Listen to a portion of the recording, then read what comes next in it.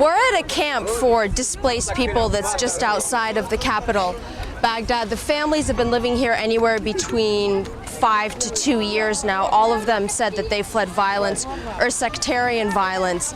Nawal's story is that her 18-year-old son left home one day. They lived in Diyala. And he was just standing outside when a vehicle came up with a bunch of people that were dressed in Iraqi security forces uniforms.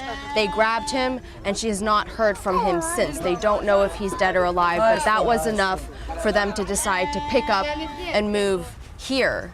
And this is the photograph of her son.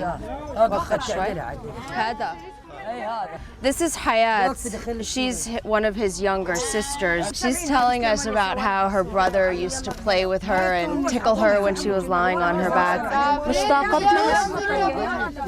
And she says, of course, that she misses him. These families here are actually considered lucky in the sense that they do have a running water source. A lot of the other similar camps that you go to in and around the capital actually don't even have this. Nawal really isn't sure just how clean the water is, and she says that the kids are always getting sick, but there isn't any money for medicine. In fact, to make ends meet, the men just try to pick up odd jobs. So when they actually do find work, they make between $8 to $10 a day.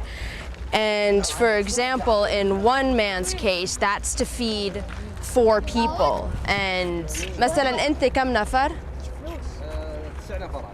He has to feed 9 people, and they say that quite simply, the money very often just isn't enough. Buying this type of food is actually a luxury here.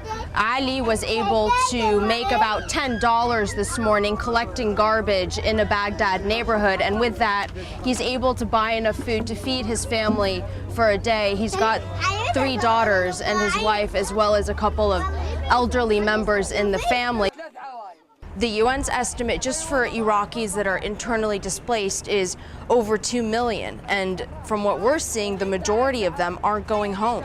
All the families here say that they still live with that sense of fear and apprehension that is so strong, they prefer to live here like this than risk their lives. Arwa Damon, CNN, north of Baghdad.